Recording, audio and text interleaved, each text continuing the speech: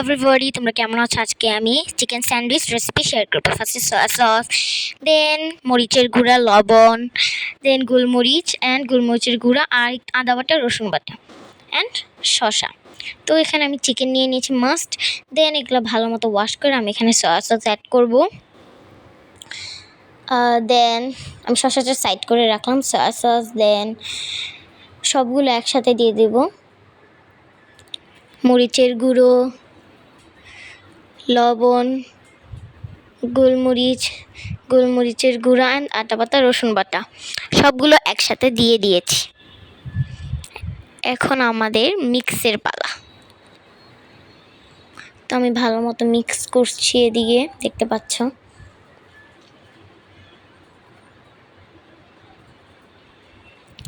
So ভালো মতো mix করতে হবে, সব মশলা একসাথে অ্যাড করতে হবে চিকেনের সাথে। দেন আমরা এখানে অল্প একটুখানি তেল দিয়ে চুলোয় দিয়ে দিব, ভালো মতো 10 মিনিটের জন্য ম্যারিনেট করে রেখে দিব। এখন আমি তোমাদের মেয়োনিজ রেসিপিটা আজকে শেয়ার করি। ফার্স্ট এখানে নেওয়া লাগবে আমাদের চিনি, লবণ, তেল, ডিম অ্যান্ড লেবুর রস।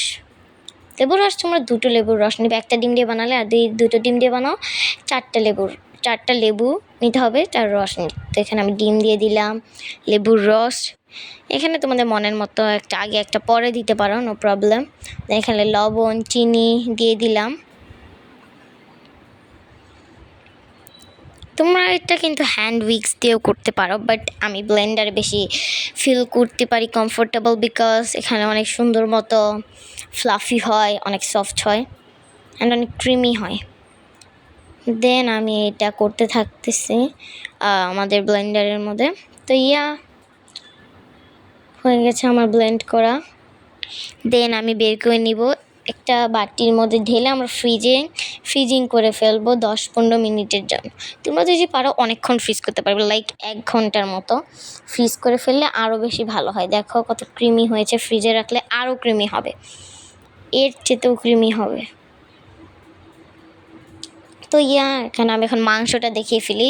তো মাংস 10 মিনিট আমি কিন্তু ম্যারিনেট করে রেখে দিয়েছিলাম অনেকক্ষণ ধরে। মেয়োনিজটা তখন আমি অলমোস্ট ফ্রিজে দিয়ে দিয়েছি। দেন এখানে চিকেনগুলো দিয়ে দিলাম। দেন এখানে আমি ফ্রিজিংটা করে ফেলবো। তো এখানে মাংসগুলো হচ্ছে, এখন আমি ব্রেডগুলো কেটে ফেলি। তো ব্রেডের যে ব্রাউন সাইডগুলো আছে সেগুলো মাস্ট আমাদের কাটতে হবে। দেন কাটার পর আমি একটা ভুল করে ফেলেছিলাম, আমার রুটিটা একদম ছিঁড়ে গিয়েছিল। দেন আমি এটাকে আবার চেঞ্জ করে আরেকটা রুটি নিলাম, এবার সুন্দর মতো কাটবো। তো ফাইনাল ভালো মতোই হয়েছে তাও, ওকে। তো দেন আমাদের এরকম শেপ করে কেটে ফেলতে হবে। তোমরা যদি পারো একটু ঘি দিয়ে টোস্ট করে নিও বা বাটার, বাট আমার কাছে আজকে এখানে কোনো দুটো অ্যাভেলেবেল ছিল না, এর জন্য আমি করতে পারিনি।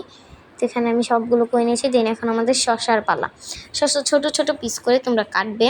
আমার এখানে একটা মেশিন ছিল, তো আমি সেই মেশিনটা দিয়েই কাটছি। তো অনেক ছোট ছোট করতে হবে, অনেক ছোট ছোট পিস করে। দেন তোমরা এমনি নর্মালি কাটতে পারো।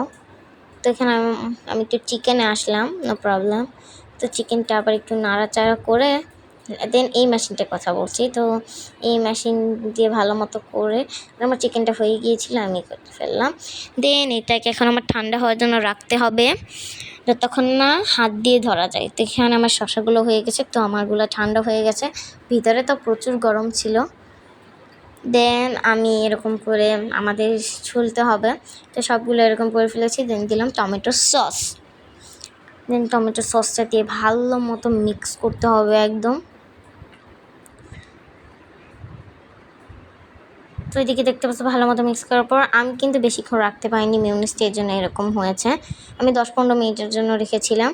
তো মেয়োনিজ দিয়ে ভালো মতো করার পর এখানে এখন দিয়ে দিব হলো আমরা আর যে শসাগুলো কুচি কুচি করে কেটে রেখেছিলাম সেগুলো। তো আমাদের কিন্তু শসা সবগুলোই দিতে হবে। আমি এখানে একটু একটু করে মিক্স করছি।